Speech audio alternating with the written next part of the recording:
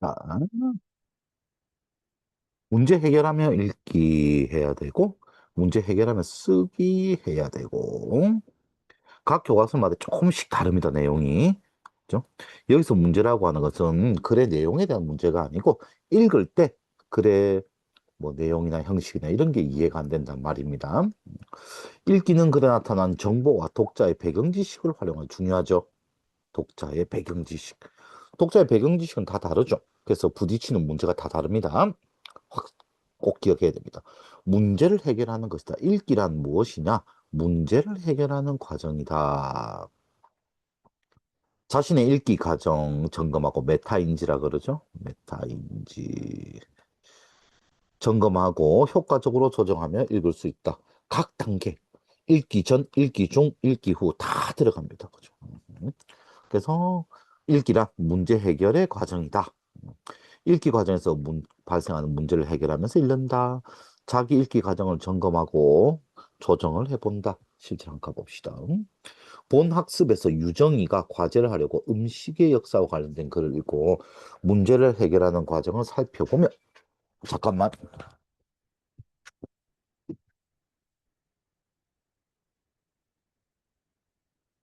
아이고야. 자, 시간이 다 됐다는 뜻인데 빨리 해봅시다. 문제를 해결하는 과정을 살펴보면 효과적으로 글을 읽는 방법에 대해서 알아봅시다. 효과적으로 글을 읽는 방법. 문제를 해결하는 게 글을 읽는 방법이고, 글을 읽는 방법이 문제를 해결하는 과정이란 말이죠. 읽기 과정의 점검, 조정의 의의 좋은 점이 무엇이냐? 그 글을 완전히 내 걸로 만들 수 있는 거죠. 자, 직접 글을 읽으면서 그 과정에서 발생하는 문제를 한번 해봅시다. 또, 선비들의 독서 방법을 다룬 글을 읽고 자기 읽기 방법을 점검하여 악스프로 독서 생활에 반영해 볼 것이다. 누가 나오지? 정약용이 나오면 좋을 것 같은데.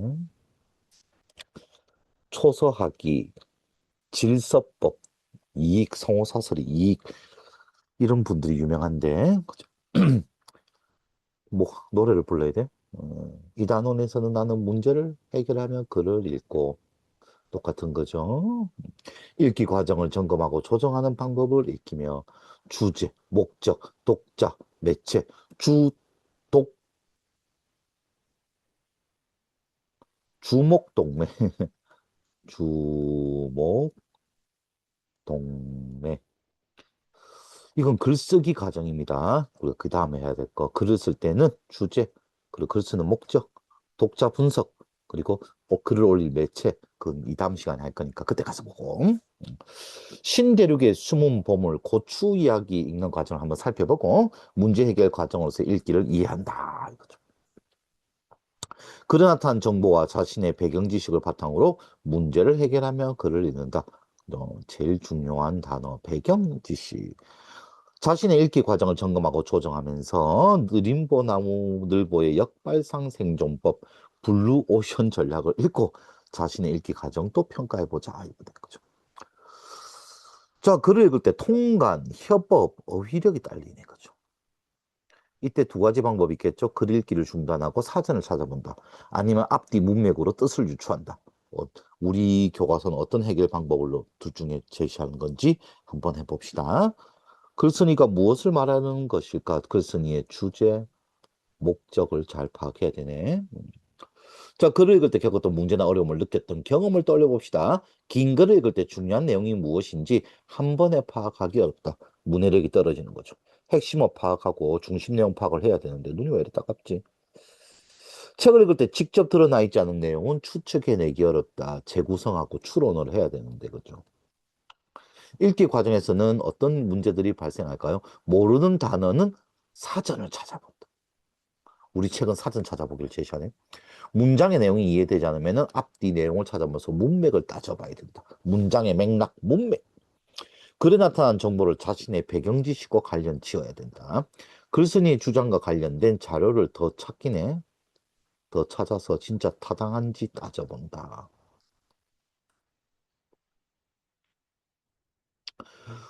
자, 읽기 과정을 점검하고 조정해야 되는 이유. 첫 번째, 자기 주도적 글 읽기 계획을 세우고 실천할 수 있다. 이건 문제 무조건 나옵니다. 그죠? 하나, 둘, 셋, 넷, 정답 4개, X 하나 넣으면 되죠. 자기 평가 및 반성을 하게 되어 글 읽기 능력이 발전된다. 글의 내용을 더 정확하게 이해할 수 있게 되고 읽기의 목적을 달성할 수 있다. 그죠? 적절한 문제 해결 방법을 적용하여 그죠? 효과적으로 글을 읽을 수 있다. 자, 읽기의 본질, 글을 읽으면서 발생한 여러 가지 인지적, 내가 그거를 받아들이는 것을 인지라고 합니다. 받아들이기. 문제상 모르는 단어가 나왔어. 사전을 찾아라. 애매하거나 모호한 문장은 문맥을 살펴라. 직접 드러나지 않은 주제나 중심 생각은 글 전체 내용과 맥락을 바탕으로 추론해라. 그죠? 글쓴이의 주장은 타당성은 자료 더 찾아봐야지. 논리성, 합리성을 평가해보자. 이것도 문제에 무조건 나오죠. 자습서이 너무 잘 정리되어 있는데 무식하게 외워야 되네. 원래는 여러분들이 찾아내야 되는데. 자, 글을 읽고 의미를 구성, 글을 읽는 것은 내 머릿속에 의미를 구성하는 거죠. 그러면 생각이 깊어지고 사고력이 커집니다. 그리고 옳은가 그른가 옳은가 그른가 하는 비판 능력을 키울 수 있습니다. 글을 읽는 과정에서 발생하는 문제를 해결해 나가면서 능숙하게 글을 읽는 능력을 글 읽기 능력 자체도 신장이 됩니다. 문제를 해결하면 글 읽는 과정에서 주도적이고 능동적 그리는 태도, 주도적 태도 또는 주체적 태도 똑같은 말입니다. 점검 조정하며 읽기의 의미, 읽기 과정에서 자신의 글의 내용을 잘 이해했는지 점검하자. 목적에 맞게 상황에 맞게 내가 글을 읽는가 따져봐야 되겠죠. 점검하며 조정하며 읽기의 글을 정확하게 이해할 수 있습니다. 읽기 목적을 효과적으로 달성할 수 있습니다. 글을 정확하게 이해하는 건 물론이고 목적을 효과적으로 그죠? 시험 공부면 시험 공부, 취미생활이면 취미생활 이런 목적을 정확하게 이룰 수 있습니다. 달성. 글을 읽으면서 발생하는 문제를 명확하게 파악하고 효과적인 해결 방법을 찾을 수 있다. 우리 책은 단어 모르면은 사전 찾으래. 글의 내용이 이해가 안 된다. 문맥 따지래. 그리고 주제가 정확하게 안 나왔으면 글의 맥락에 따라서 추론하세요라는 거죠. 자, 핵심 제재인 고추와 관련된 배경 지식을 환기 떠올려 보고 궁금했던 점을 떠올려 봐라. 그죠? 주제 보고 궁금한 점 떠올리기. 우리 그 기파랑에서 맨날 하는 거다. 그죠? 목차나 제목 보고 떠올리기. 질문 떠올리기. 우리나라에는 떡볶이, 김치같이 양념에 고추를 넣는 음식이 많아. 우리나라 언제부터 고추를 재배하기 시작했을까? 임진왜란 이후 아니야? 우리나라에서는 청양고추가 몇 개로 유명한데 이거 독일한테 팔렸죠. IMF 때. 세계에서 가장 매운 고추는 무엇일까? 멕시코 고추 아니야? 나도 이제 우리 둘이 책은 똑같다거든. 질문 넣기. 고추의 매운맛의 정체는 뭘까? 정말 맛일까? 아니면 통증인가? 뭐죠? 신대륙의 숨은 보물 고추 이야기 가봅시다. 세상을 바꾼 음식 고추 주주주주 음식의 역사를 조사하는 과제라면 어떤 목적이죠? 나의 꼴입니다. 그렇죠. 어떤 글을 읽는 것이 좋을까? 제목을 보니 이 책은 여러 가지 음식의 역사를 다루고 있을 것 같아. 제목을 보고 내용을 추측하는 겁니다. 예전 다큐멘터리 배경 지식 떠올리네.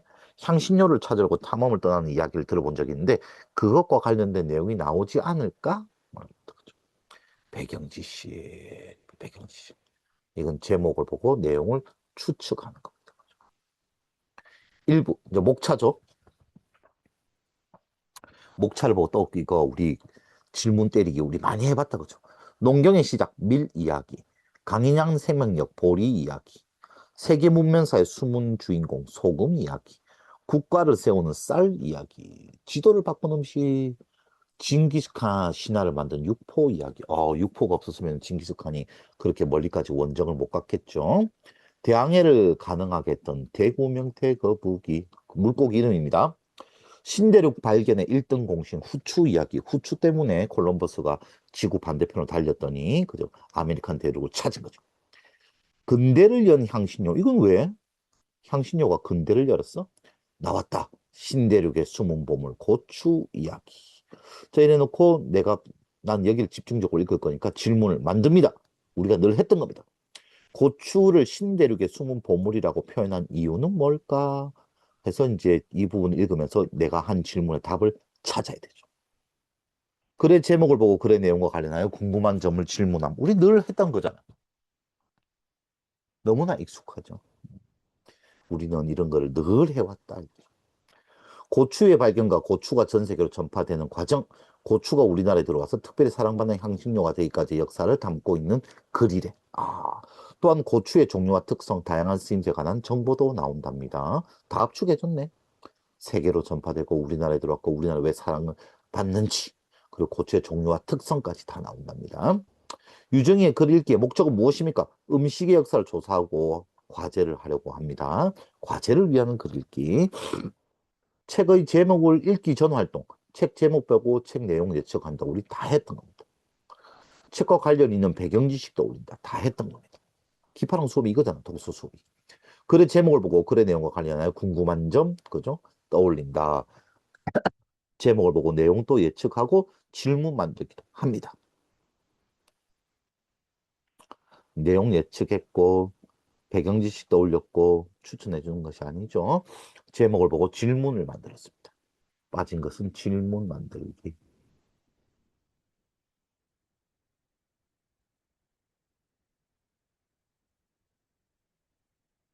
자, 수문법을 고추. 읽기 전 예측한 대로 향신료 탐험과 관계된 이야기가 전개되고 있네.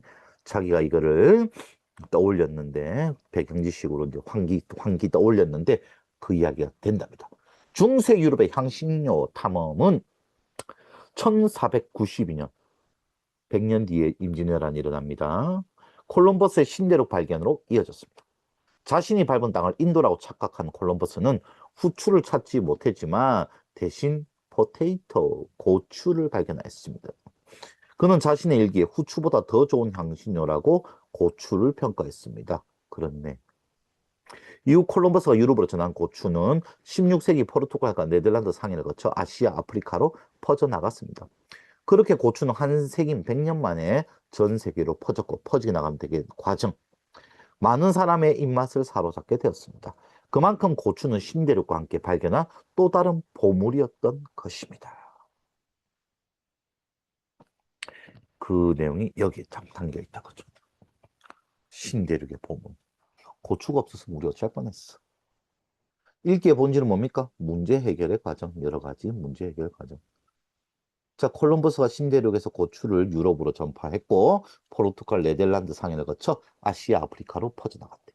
우리가 알고 있는 고추, 세계 곳곳에서 고추의 매운맛을 즐기고 있습니다. 우리가 고추장을 즐겨 먹듯 고추의 원산지 멕시코를 중심으로 타바스코, 칠리 소스 등 매운 소스가 발전했습니다. 멕시코가 고추의 원산지. 동남아에서도 덥고 습한 날씨 때문에 음식에 곁들이는 양념이 발달해 인도네시아의 산발, 태국의 남플릭 등 매운 소스가 개발되었습니다. 덥고 습한 날씨 때문에 매운 소스가 발달했다. 이유와 결과. 인도에서는 매운 품종의 고추가 많이 생산되고 있는데 인도가 좀 특이하네. 특히 아삼 지역에서는 엄청 매운맛을 자랑하는 부투졸로키아 고추가 재배되고 있습니다. 오호. 한편 우리가 잘 알고 있는 달콤한 고추, 파프리카는 부드러운 고추의 변종으로 미국의 열대 지역에 뿌리를 두고 있습니다. 음, 파프리카도 고추의 일종이었구나. 나 이제 알았어. 그러고 보니 좀 뚱뚱한 고추네. 자, 터키를 대표하는 향신료인 파프리카는 오스만 제국 당시 오스만 투르크에서 그죠? 투르크가 터키 아니야, 그죠? 튀르키예 오스만 투르크 시절 당시 헝가리에 전파되었대, 그죠? 지금 터키가 좀 쪼그라들었지만 옛날에는 어마어마했죠. 이 파프리카는 단맛에서부터 매운맛까지 다양한데 이 중 순한 맛의 파프리카 가루는 헝가리를 대표하는 향신료가 되었습니다. 헝가리식 쇠고기 스튜, 굴라시는 파프리카를 활용한 가장 대표적인 음식입니다. 이렇게 매운 고추는, 그 고추는 매운맛, 순한맛 가릴 것 없이 전 세계의 입맛을 사로잡은 것입니다. 고춧가루처럼 양념 사용되네. 뭐, 파프리카 가루도 있었네. 신기하네. 정보와 배경 지식 능동적으로 활용한다. 이렇게 하면 문제를 해결할 수 있다. 지금까지 뭐 문제점이랄 게 없었는데 글이 너무 쉬워서. 그죠? 고추의 한국 입성. 우리나라에 매운 음식이 많아서 고추가 토종이라고 생각했는데 실제로는 들어온 지 400년밖에 안 됐답니다. 새로운 사실을 알게 됐네. 고추는 우리 시장에서 빼놓을 수 없는 향신료지만 우리나라에 고추가 들어온 지는 400년밖에 되지 않았다고 합니다. 고추가 국내로 들어오게 된 시기를 놓고 의견이 분분한데 임진왜란 점 선생님 배경 지식은 이때였는데 일본에서 들어온 것이 일반적입니다. 맞네. 쌤이 알고 있는 게 맞았습니다. 자, 다음 중 이 글의 내용과 일치하지 않는 것은 일치불일치, 시력 싸움이죠. 고추의 원산지는 멕시코, 맞습니다. 파프리카는 터키를 대표하는 거 맞습니다. 고추는 콜럼버스에서 유럽에 전파됐습니다. 고추가 우리나라에 들어온 지 400년 정도 됐습니다. 포르투갈 상인들은 우리나라와 일본에 전했는지 그게 어디 나와? 좀 더 읽어봅시다. 중남미에서 유럽으로 건너온 고추는 포르투갈 무역선에 실려 1540년대 마카오와 중국에 도착했습니다. 그리고 1543년 포르투갈 상인이 일본 규슈까지 전하게 됩니다. 이렇게 고추는 일본을 거쳐 지금 부산인 동네 외간, 그 외인들을 살게 했던 일본 애들 살게 했던 통에 들어와 본격적으로 재배되기 시작했습니다. 포르투갈 상인이 직접 전달한 것이 아니고 일본이 전파해줬네. 인지라는쯤에 이미 고추 재배가 경상도 일대로 퍼져나간 것입니다. 그죠? 어허. 재배가 어렵지 않은 덕분에 그 뒤 고추는 남에서 북으로 점차 확산되었습니다. 자, 외관의 뜻을 모르니까 사전을 찾아봅니다. 조선시대에 입국한 외인 일본인들을 머물면서 외교적 업무나 무역을 하던 관사, 외관, 외놈들의 관사 이런 뜻이니 거죠. 자, 모르는 단어는 그죠? 다른 책에서 어떤 책에서는 앞뒤 문맥으로 파악하라는 데가 있고 이렇게 사전을 찾으라는 데가 있는데 우리는 사전을 찾으라는 쪽에 교과서 내용입니다. 한국을 대표하는 김치는 고추 맛을 가장 잘 보여주는 음식입니다. 하지만 김치가 원래 매웠던 것은 아니라고 합니다. 국물이 많은 절인 채소라는 의미의 침채, 담그다 이거죠. 침채가 그죠? 그 짐채가 되고 짐차이죠. 이게 이제 국여마가 역으로 되면서 김치가 된 거죠. 여기에 고추를 담그게 된 것은 1700년경입니다. 그전까지는 마늘이나 산초, 생강, 파 등을 매운맛을 내는 향신료로 사용하고 소금으로 간해서 발효하여 먹었습니다. 고추가 없을 때는 산초, 생강, 파를 이용했구나. 1614년 이수광이 편찬한 지봉유설에는 일본에서 전래되었다 해서 고추를 외계, 일본에서 들어온 겨자라고 불렀으며 외계. 성호사설에 이익 선생님 나오셨네. 외초, 어, 일본 놈들 그거란 말이네. 풀이란 말이네. 음. 당시 고추를 일본인이 조선을 독살할 목적으로 가져온 독초로 취급했다고 합니다. 그래서 멀리에 오다가 향신료 가격이 오르면서 점차 고추로 눈을 돌리게 되었습니다. 향신료 가격이 오르면서 고추로 눈을 돌리게 되었습니다라는 문장은 어떤 의미지? 다시 읽어보니 마늘, 생강 등의 가격이 올라서 김치에 고추를 넣기 시작했다 이런 말이죠. 그래서 앞뒤 문맥을 통해서 문제 해결, 문맥을 통해서 문제를 해결했습니다. 18세기 들어 김치나 젓갈의 맛이 변하는 것을 방지하고 냄새를 제거하는 용도로 고추가 사용되면서 비로소 매운맛의 재료로 자리 잡게 된 것입니다. 그 뒤 고추를 고초라고 불렀는데 어디 외초에서 고초가 되는 거예요. 이는 후추같이 매운맛을 내는 식물이라 하여 이름 붙인 이름입니다. 시험 문제 나오겠네. 고초가 왜 고초야? 후추같이 매운맛을 쓸고장 같다. 이러한 과정을 거쳐 고추의 매운맛이 서민들의 밥상에 정착하게 된 것은 19세기 초반이다. 얼마 안 됐네. 경상도 일대에서 퍼져나갔고 포르투갈 상인이 일본이 우리 동네에 그리고 북으로 전파됐다. 처음에는 독초라 생각해가지고 멀리에 듣고 향신료 가르기 오르면서 18세기에 김치나 젓갈에 고추를 사용하기 시작했고 고추의 매운맛이 서민들 밥상에 정착되었다. 국물이 많은 절인 채소라는 뜻의 침채. 유정이가 글의 내용 중 이해되지 않는 문장이 있을 때 어떻게 했습니까? 해결 방법은 앞뒤 문맥을 살펴보았다. 지금 몇 분이지? 아까 9시 36분. 빨리 합시다. 한국 요리가 맵다는 고정관념도 실제는 200년 남짓밖에 되지 않았다는 것입니다. 고추는 단순히 양념에서 더 나아가 우리 고유한 민속주 술입에 사용되었습니다. 고추를 감주라고 하여 고춧가루를 탄 감주는 감기를 빨리 낫게 하는 약으로 먹는 민속술입니다. 또 고추는 민속약으로 쓰였습니다. 신경통, 동상, 이질, 담 등의 민간요법에 쓰였습니다.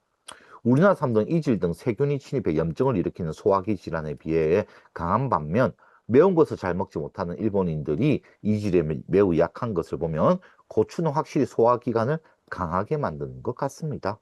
우리에게 너무나도 친숙한 고추는 많은 매력을 지닌 채소로 우리 민족과는 뗄래야 뗄 수 없는 찰떡궁합 향신료입니다. 보건복지부 조사에 따르면 우리나라는 1인당 하루 고추 소비량이 7.2g으로 세계 최고 수준. 마늘은 어마어마하죠. 2등하고 2배나 차이 나죠. 심지어 매운 고추를 고추장에 찍어 먹는 유일한 나라입니다. 쌈장이 아니고 명실상부 매운맛 대국입니다. 이제 고추의 알싸한 매운맛은 세계인들이 자꾸 찾는 맛이 되어가고 있습니다. 찰떡궁합.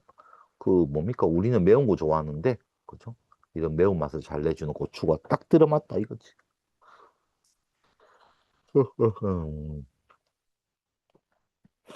됐다. 요거는 검색해봤죠? 왜 검색해봤습니까? 진짜인지 거짓말인지. 주장의 타당성을 평가. 원래는 근거의 신뢰성이라고 해야 되는데 주장의 타당성 이렇게 이야기하는 거죠. 저 내용이 거짓이 아니기 때문에 잘 뒷받침한다. 이런 말이죠. 우리 천재노에서는 용어가 주장의 타당성입니다. 근거의 타당성이 아니고 교과서대로 시험 쳐야 됩니다. 주장의 타당성. 근거가 확실하니까 주장이 타당스러워진다. 이 말이죠. 주장의 타당성. 과제를 해야 되니 글을 다시 읽으면서 읽기에 목적에 맞게 선별한 필요한 내용을 선별해 보자. 제 주제네, 그죠? 글의 내용과 맥락을 바탕으로 추론해 보면서 신대륙에서 발견한 고추가 전 세계로 퍼졌고 특히 우리나라에서 사랑받게 되었다는 것 같아. 그런 말이죠, 그죠? 맵다. 우리 민족 참 찰떡궁합이다. 실제로 고추 요리에 사용된 건 200년밖에 안 됐다. 우리나라 하루 1인당 소비량은 전 세계 최강이다. 이런 내용들. 글쓰리의 주장이 타당합니까? 자료를 인터넷에서 더 찾아봤죠. 직접 드러나지 않는 추진한 생각 역시 맥락을 통해 추측해내야 됩니다.